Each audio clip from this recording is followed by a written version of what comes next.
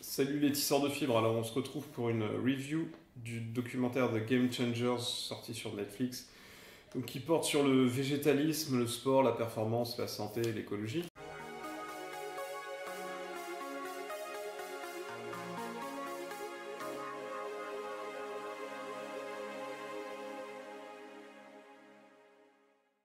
Documentaire qui retrace l'histoire romancée de James Will, qui est un champion d'Ultimate Fighting, qui était victime d'une blessure des ligaments croisés et qui, pendant sa période de convalescence, a eu le temps pour lire un certain nombre de publications en rapport avec l'alimentation et le sport. Il s'est rendu compte notamment que les gladiateurs étaient végétariens. Petite précision, j'utiliserai le terme végétalien plutôt que vegan, étant donné que vegan, ça suppose toute une philosophie de vie, par exemple le fait de ne pas porter de chaussures en cuir, de ne pas utiliser de rouge à lèvres qui ont été testés sur des fesses de lapin. Bref, tout ce qui est pu susciter indirectement l'exploitation d'animaux. Donc on reste sur le terme végétalien. Très important à savoir, c'est que la viande n'est pas une source d'énergie. En tout cas, ce n'est pas une source intéressante d'énergie. Elle est avantageusement remplacée par des glucides. Quand on demande à un végétalien, mais tu vas pas manger de viande, tu penses pas que tu vas manquer d'énergie? Non, parce que l'énergie, elle vient avant tout des glucides, des lipides. On peut devenir obèse en étant végétalien, en ne mangeant que des huiles et du sucre. Alors, on a les témoignages de Scott Jurek, qui est un coureur d'ultra trail, de Carl Lewis, donc icône de l'athlétisme sur 100 mètres et sur la longueur. L'athlète Morgan Mitchell, donc, qui elle fait du 400 mètres, et la cycliste de vitesse Dotsie Bauch, donc qui tous et toutes sont passées végétaliennes et qui témoignent d'une amélioration de leur performance. Alors, est-ce que c'est une amélioration de leur performance due à la continuation de leur entraînement, due à l'ajout du dopage, comme peut-être dans le cas de Carl Lewis, qui de toute façon a été accusé de dopage par la suite?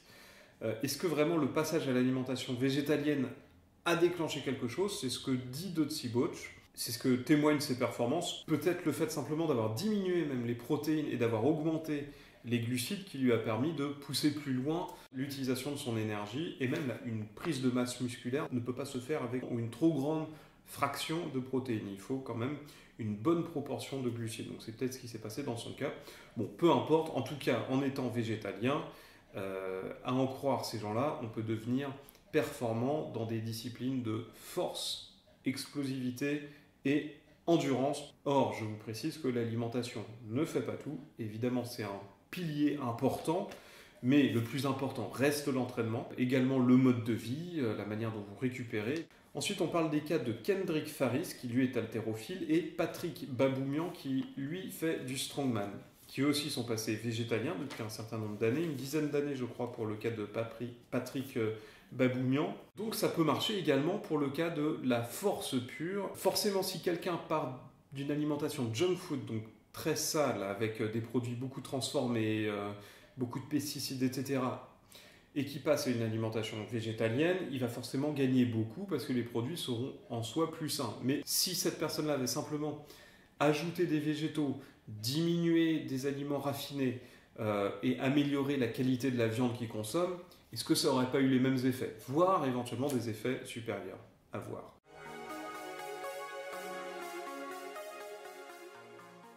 On parle maintenant des protéines. Comme les animaux tirent leurs protéines des végétaux, on n'a qu'à faire pareil. Il n'y a qu'à regarder les bovins qui mangent uniquement de l'herbe et qui sont énormes et musclés. Pareil en ce qui concerne les gorilles.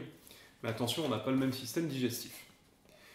Ce qui est vrai, c'est que tous les acides aminés sont déjà présents dans les végétaux que mangent les animaux, qu'on mangera derrière. Les acides aminés sont présents à la base dans l'herbe mangée par la vache qui fera du lait, et ce lait dont on tirera notamment la whey qui a le profil aminique le plus équilibré en ce qui concerne le corps humain, et c'est pour ça qu'en musculation on l'utilise beaucoup, parce que c'est exactement les bons acides aminés dans les bonnes proportions. Cependant, le fait de manger de la viande, ça permet d'avoir des quantités de protéines plus concentrées. Dans 100 grammes de viande, on a l'équivalent en protéines de ce qu'on trouverait dans 2 kg d'herbe par exemple, ou dans 1 kg d'épinards. Donc c'est effectivement plus pratique et plus facile au niveau digestif de consommer 100 grammes de viande.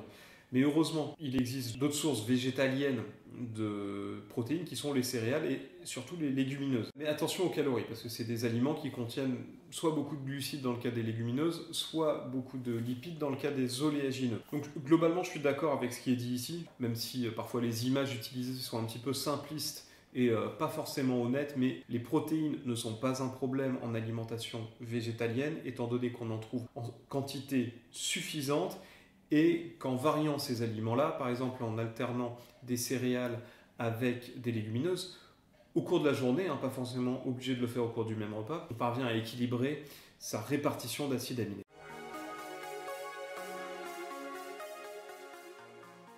On en vient au problème de l'endothélium. L'endothélium qui est la paroi qui entoure les vaisseaux sanguins. Donc, d'après le docteur Weigel, le repas, selon qu'il contienne de la viande ou du végétal exclusivement, n'aura pas le même impact sur la dilatation de cet endothélium. On voit par exemple à travers une petite expérience reconstituée à petite échelle avec 3 joueurs de NFL, suite à un premier repas qui contient de la viande et un deuxième repas qui à la place contient des haricots, que le second repas permet un sang qui est beaucoup plus fluide, beaucoup moins trouble que le premier repas où on a eu de la viande. Et en fait, la qualité de ce sang permettrait une meilleure souplesse, une meilleure dilatation de l'endothélium qui augmenterait donc l'afflux sanguin et l'apport d'énergie aux muscles en particulier. Donc de meilleures performances en endurance. Il y a une étude par exemple qui a montré que le poids total soulevé sur une séance de développé couché suite à un repas végétal exclusivement était 19% supérieur à la performance suite à un repas contenant de la viande. Alors attention, il s'agit ici d'endurance de force et non pas de force pure, ce qui me rappelle ce que j'avais lu à la fin de la méthode Lafay, où Olivier Lafay nous disait oui, grâce à la méthode, maintenant je réussis à faire 70 répétitions à 60 kg en développé couché. Ça n'a rien à voir du tout avec une performance de force. Quand on est sur 70 répétitions, c'est vraiment de l'endurance. C'est comme moi quand j'ai fait mes 1000 burpees en 1h30, c'est pas parce que j'étais fort, c'est simplement parce que j'étais endurant.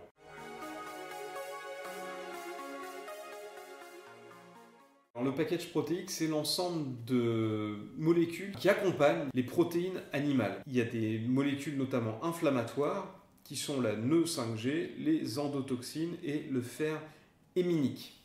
La présence de ces molécules inflammatoires ne permettent pas une bonne dilatation veineuse, donc CF, ce qu'on a dit plus haut par rapport à la petite expérience et les joueurs de NFL.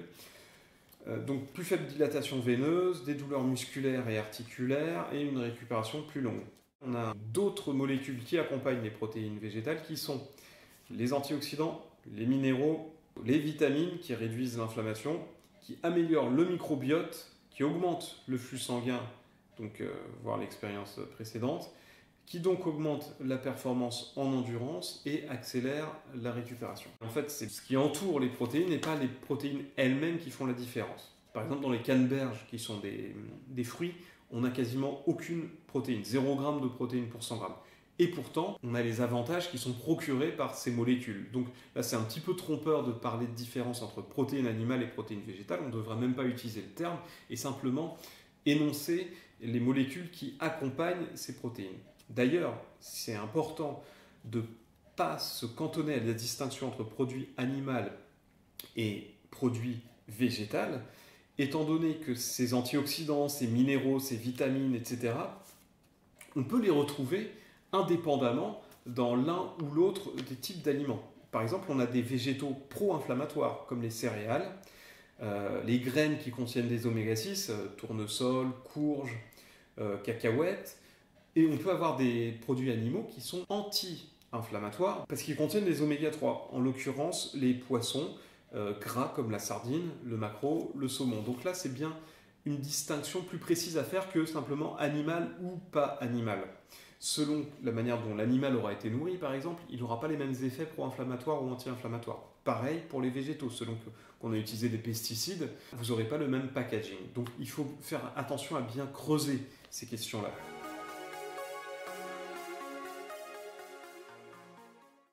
On continue sur cette question de l'inflammation et le cas du père de James Wilk.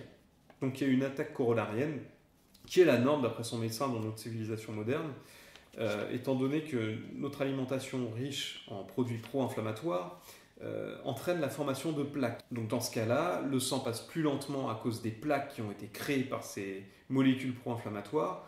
Donc le cœur doit pomper plus fort pour véhiculer la même quantité de sang, et donc le cœur se fatigue et on peut avoir une attaque.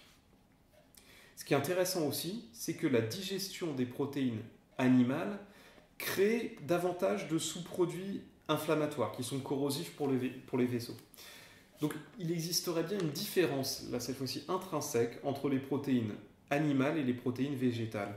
Ce que je comprends derrière ça, c'est que les protéines animales, ce sont des chaînes d'acides aminés plus longues que les protéines végétales, et donc qui demandent davantage d'énergie digestive, qui produisent en l'occurrence davantage de sous-produits inflammatoires corrosifs. On nous parle du cas de Lucius Smith, 60 ans, un préparateur physique extrêmement bien bâti, physique très sec, très musclé, une condition physique hors norme. Il réussit à mettre au tapis tous les petits jeunes de 20 ans dont il s'occupe.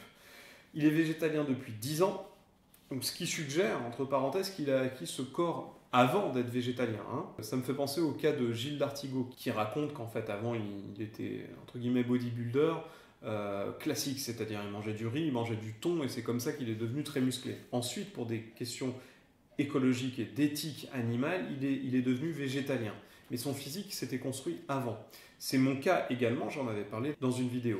En revanche, ça ne remet pas en question les cas des haltérophiles et strongman dont on parlait au début, qui eux se sont bien construits grâce à cette alimentation-ci. Donc Lucius Smith, 60 ans, qui témoigne depuis son passage végétalien d'une diminution du stress, de la pression sanguine, de son cœur qui a besoin de battre moins vite pour des résultats équivalents, qui réussit à réaliser 800 swings de kettlebell sur un même entraînement. Donc là aussi, attention, on a affaire à une performance d'endurance, de force et non pas de force pure. Le végétalisme n'est pas le Saint Graal. Il ne va pas solutionner tous les problèmes de votre vie, comme ce que je vous disais tout à l'heure. En ce qui concerne l'alimentation, il faut avant tout veiller à consommer le moins possible de produits transformés, le moins possible de pesticides, donc le plus possible d'aliments bio. On ne peut pas nier que la plupart des athlètes mangent encore de la viande et force est de constater que ça marche. Mais ça ne veut pas dire non plus que par le végétalisme, on ne peut pas arriver à des résultats identiques ou quasi identiques. Alors, il y a un petit truc qui m'a paru bizarre par la suite, c'est qu'il y a le docteur Walter Willett qui dit que les acides aminés d'origine animale accélèrent la multiplication cellulaire, et donc ce qui cause le cancer. Or, on disait plus haut qu'il n'y avait pas de différence entre les acides aminés animaux et les acides aminés végétaux. Donc, point d'interrogation. Également que la consommation de viande une fois par semaine suffirait à multiplier par 3 le risque de cancer. Je pense que dans le cas d'une viande de qualité, bio, si c'est du bœuf élevé à l'herbe, vous ne devrez pas avoir ce genre de problème. On passe à la question de l'alimentation paléo. Donc là, c'est une remise en question de la nature de la diète paléo. L'analyse des os des hommes préhistoriques aurait montré qu'ils pratiquaient une diète essentiellement végétarienne. Alors qu'est-ce que ça veut dire essentiellement? Est-ce que ça veut dire à 90% des calories? Est-ce que ça veut dire 90% du volume? Est-ce que ça veut dire 99%? Est-ce que c'était essentiellement des fruits, essentiellement des légumes? Je sais pas. Et tout ça, ça a énormément d'impact sur la qualité de l'analyse. Ils disent qu'ils auraient un système, et que nous aurions de fait un système digestif inadapté à la consommation de viande, étant donné que notre intestin est plus long que l'intestin des carnivores. Également qu'on ne sait pas produire notre vitamine C, qui nous oblige à prélever cette vitamine C à travers les fruits et les légumes frais. Ce qui est vrai, c'est que notre cerveau a besoin de glucose et non de protéines pour fonctionner. Donc on a besoin d'une alimentation végétale pour nous apporter du glucose en quantité. C'est pas la viande, il y a 0 glucose dans tous les produits animaux, à l'exception du lait et des yaourts. Cependant, à l'époque, il faut savoir que les fruits étaient exceptionnels. On n'en avait qu'à une toute petite période de l'année, c'était un peu un mets de luxe. Comme les tubercules, on ne mangeait pas des pommes de terre comme maintenant parce que ça nécessite une agriculture. On parle ensuite de la vitamine B12, qui est connue comme la seule vitamine ne pouvant être apportée que par des produits d'origine animale. Ils expliquent que même les élevages sont supplémentés en vitamine B12 à cause des antibiotiques que prennent les animaux, et qu'à l'époque, du paléolithique, vu qu'on consommait quasiment pas, voire pas du tout de viande, on prélevait notre B12 directement en mangeant la terre dans le sol quand on récupérait des végétaux encore un petit peu sales, ou alors en buvant l'eau des torrents. Julien Vénesson dans sa vidéo a pas l'air de le croire. Personnellement, j'ai rencontré une fois au supermarché un type asiatique qui sortait toutes ses bouteilles de lait de soja sur le tapis de la caissière. Il me dit oui, je suis végétalien depuis 1980. Et je lui dis, mais alors vous êtes complémenté en vitamine B12? Non, pas du tout, depuis 1981. D'après lui, il n'a jamais pris de vitamine B12, donc pourquoi pas? Est-ce que la vitamine B12 serait tellement indispensable? Il n'était pas très musclé, mais visiblement ça n'empêche pas de vivre.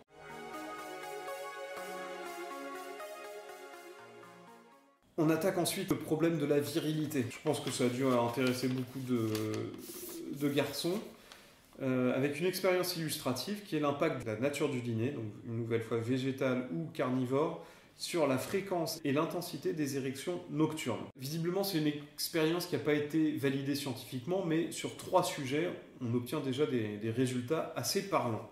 Suite à un repas riche en végétaux, beaucoup plus d'érections nocturnes et plus intenses. On en vient donc au problème des hormones. Et il nous évoque le cas de Nimai Delgado, qui est un culturiste très impressionnant physiquement, dont il nous montre les photos, dont je suis allé voir le profil Instagram, qui n'a visiblement jamais mangé de viande. On ne sait pas s'il se dope ou pas, ça je ne suis pas du tout désigné pour répondre à ce genre de questions. Il n'existerait pas de différence entre le niveau de testo chez les végétaliens et chez les omnivores. Également les phytoœstrogènes présents dans le soja qui ont fait beaucoup de polémiques sur la féminisation des hommes ne seraient pas un problème, au contraire, car ils bloqueraient même les récepteurs oestrogéniques de nos cellules, donc plutôt un effet masculinisant du soja. Alors là, c'est vraiment la première fois que j'entends ça, je tombe un petit peu des nues. Si c'était le cas, ça m'arrangerait bien parce que j'aime bien le soja, j'en consomme beaucoup, c'est une grande source de protéines, en plus pas chère pour moi. Mais alors je sais pas d'où ça sort. À ce moment-là, pourquoi est-ce que les bodybuilders pros qu'on voit consommer tellement de viande, de whey, etc., ne sont-ils pas végétaliens plutôt qu'omnivores si vraiment ça permettrait une augmentation de leur performance? Alors c'est vrai que la viande dans les publicités a longtemps été associée à la masculinité, au même titre d'ailleurs que avant les cigarettes étaient associées à la santé. Donc est-ce que là aussi pour la viande c'est du foutage de gueule?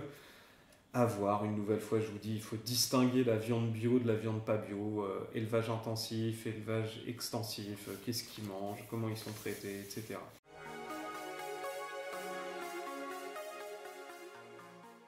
On en vient à la dernière partie de ce documentaire qui, pour moi, est la plus importante, qui traite de l'écologie. Pour moi, c'est vraiment le facteur, l'argument numéro 1 pour diminuer sa consommation de viande. Une nouvelle fois, ça ne veut pas dire arrêter, mais simplement diminuer. Alors, les motivations écologiques sont justifiées, vu que 83% des terres cultivées sont cultivées pour les animaux et n'apportent que 18% des calories. Également, il faut 6 grammes de protéines végétales pour obtenir au final 1 seul gramme de protéines animales. Donc le rendement est très très faible. Pourquoi ne pas consommer directement des protéines végétales? Ça permettrait d'économiser d'énormes surfaces de terre consacrées à l'élevage animal et notamment de sauver la forêt amazonienne. Il y a donc le problème de la déforestation, le fait que 25% des rivières ne rejoignent plus la mer parce qu'elles ont été pompées pour irriguer des champs pour les animaux. Il faut savoir aussi qu'un kilo de bœuf aura nécessité 13 000 litres d'eau pour être produit, sachant que ces 13 000 litres ne seront pas récupérés tels quels une fois qu'il aura transpiré ou une fois qu'il aura uriné. Ils auront été pollués par des pesticides et éparpillés dans la nature un petit peu partout. Sachons aussi que l'élevage animal produit 15% des émissions de CO2, c'est-à-dire autant que les transports à l'échelle de la planète, tout transport confondu, les camions, les voitures, et les avions, et le bateau, etc. Et je me suis rendu compte que si on veut être autonome alimentairement sur un espace de 1000 m², il est hors de question d'espérer avoir une partie de ces calories en provenance de la viande. Dès qu'on rajoute de la viande, il faut multiplier les espaces par 3 ou 4. Donc c'est beaucoup plus simple d'être autonome alimentairement avec uniquement une consommation végétale, éventuellement quelques œufs. et ne serait-ce que par souci d'égalité avec les peuples pauvres qui constituent l'essentiel en fait des populations de la planète, on doit diminuer notre consommation de viande. On devrait essayer de se rapprocher de leur niveau de consommation. Et donc pour ça, il faudrait diviser par 5 voire 10 notre consommation de viande moyenne actuelle. Je ne comprends pas du tout l'argument selon lequel l'alimentation végétalienne n'est pas écologique. Qu'est-ce qui se passerait si on décidait du jour au lendemain d'arrêter de manger de la viande à 100%, hein, ce que je ne recommande pas, mais prenons ce cas extrême. Effectivement, tous les animaux d'élevage mourraient, ce qui laisserait de la place pour des zones sauvages, donc pour des animaux sauvages. Alors on dit oui, quand tu manges du soja directement, le soja ça pollue la planète, c'est OGM, etc. Non, le soja on peut le cultiver en France, moi je n'achète que du soja français, qui est donc bio, qui est donc sans OGM. Manger de la viande n'est pas, c'est vrai, anti-écologique. Les élevages de nos grands-parents n'ont rien à voir avec les élevages d'aujourd'hui. Ils n'utilisaient pas de produits, la bête était beaucoup mieux traitée, elle était en liberté, plus ou moins, elle mangeait de l'herbe, etc.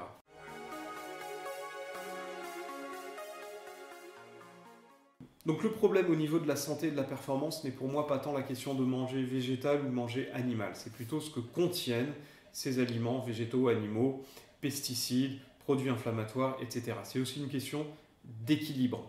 Je ne cautionne pas non plus le discours anti-viande très culpabilisant. Il y a la notion du plaisir aussi qui est très importante. En mangeant de la viande une fois par semaine, je prends beaucoup plus de plaisir lorsque j'en prenais une fois par jour. Je la savoure, je prends de la viande de qualité. Il y a la question du prix aussi. La viande est chère, elle est avantageusement remplacée par des protéines végétales en ce qui concerne le coût, ou alors par des œufs, à condition qu'ils soient bio, qui sont une source de protéines de très bonne qualité et qui vous apporteront également de la choline, également de la vitamine B12, tout un tas d'autres vitamines. Donc mes recommandations selon votre objectif. Pour la santé, je vous conseille d'augmenter par rapport à ce qu'on prend habituellement la part de produits végétaux. Diminuez la part de produits animaux, mais ne les supprimez pas. Gardez-les de bonne qualité, à la fois pour le plaisir et aussi pour l'apport de vitamine B12, l'apport de choline. Si vous êtes bodybuilder, consommez suffisamment de protéines. Vous les trouverez dans les légumineuses, dans les glucides, gardez-les complets, non raffinés. Je pense que les produits animaux gardent un fort pouvoir anabolisant.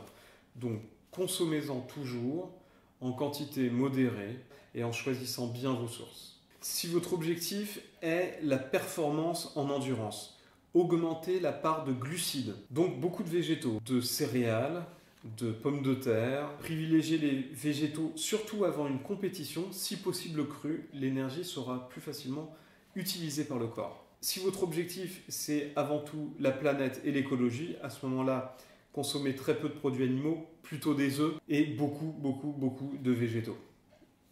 Le plus important, c'est de choisir des aliments qui ne sont pas transformés. Privilégiez une grande quantité d'aliments crus. Évitez les additifs, les céréales raffinées. Ces diètes sont adaptées selon votre métabolisme. Un Africain ne mangera pas la même chose qu'un Inuit. Pratiquez toujours beaucoup d'activités physiques, évidemment c'est l'objectif de cette chaîne. Dormez bien, ayez des relations sociales, un bon cadre de vie. Donc très globalement, je suis d'accord avec les grandes lignes de ce documentaire. Simplement, je trouve que c'est souvent des moyens malhonnêtes qui ont été utilisés, des raccourcis intellectuels, pour arriver à des conclusions honnêtes et justifiées du point de vue de la santé, de l'écologie. Voilà les tisseurs de fibres. Si vous avez envie d'un coaching avec moi, allez voir sur mon site françoistariel.fr. Le lien est dans la description et apparaîtra en fin de cette vidéo. On échange, vous me donnez vos objectifs, je vous suis, je vous encourage, je m'adapte à vos contraintes de vie au niveau de l'entraînement, au niveau de l'alimentation ou des deux. Je vous dis à la prochaine vidéo et en attendant, restez libres. Salut!